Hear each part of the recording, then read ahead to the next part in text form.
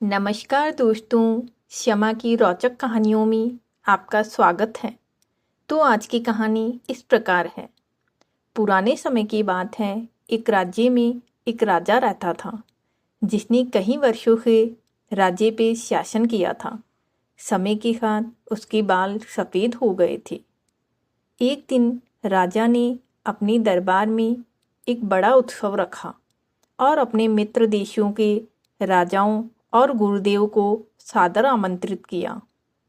इस उत्सव को खास बनाने के लिए राज्य की सुप्रसिद्ध नर्तकी को भी बुलाया गया।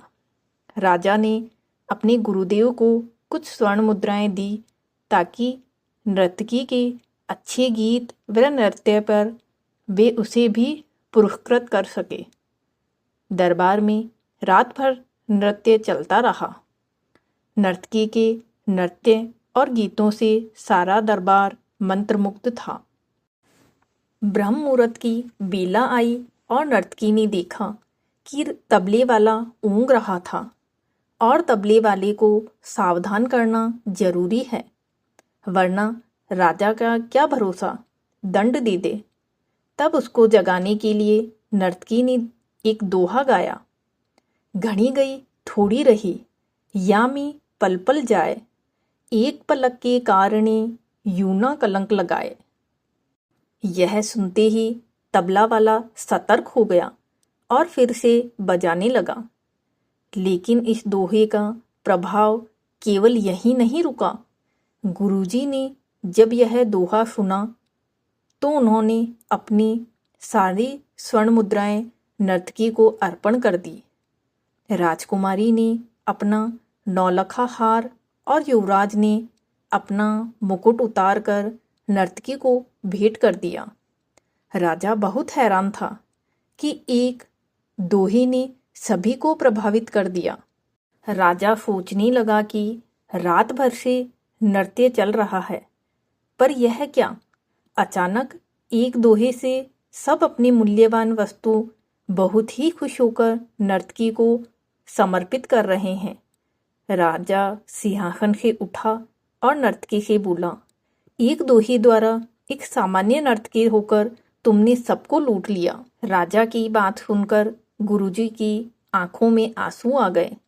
उन्होंने राजा से कहा, राजा, इस नर्तकी को नीच मत कहो, यह अब मेरी गुरु बन गई है। इसके दोहे ने मेरी आंखें खोल दी हैं। दोहे से यह कह रही है कि मैं सारी उम्र जंगलों में भक्ति करता रहा और आखिरी समय में नर्तकी का मुजरा देखकर अपनी साधना नष्ट करने यहाँ चला आया हूँ। यह कहकर गुरुजी जंगल की ओर चल पड़े। राजकुमारी ने राजा से कहा, पिताजी, मैं जवान हो गई हूँ। आप आंखें बंद किए बैठे हैं, मेरा विवाह नहीं कर रहे थे।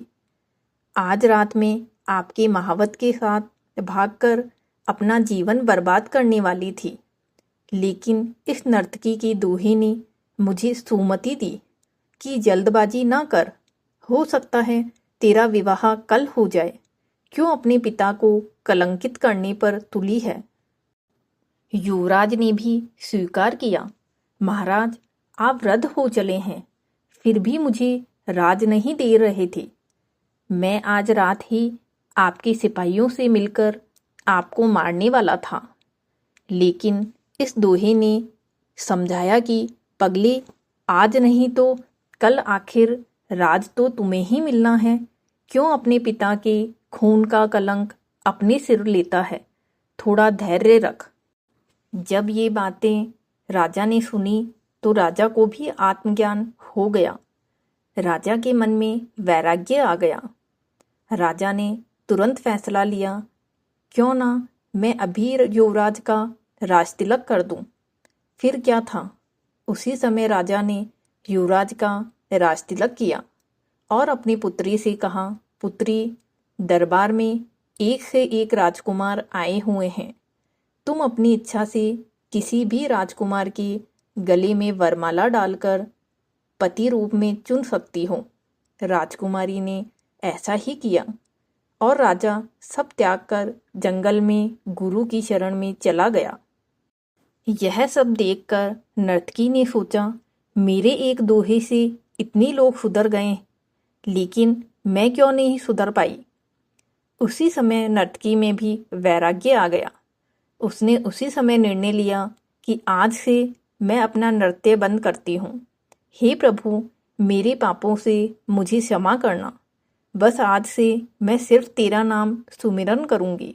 इस कहानी से हमें यह सीख मिलती है कि जीवन में धैर्य, समझदारी और सही समय पर लिए गए निर्णय कितने महत्वपूर्ण होते हैं।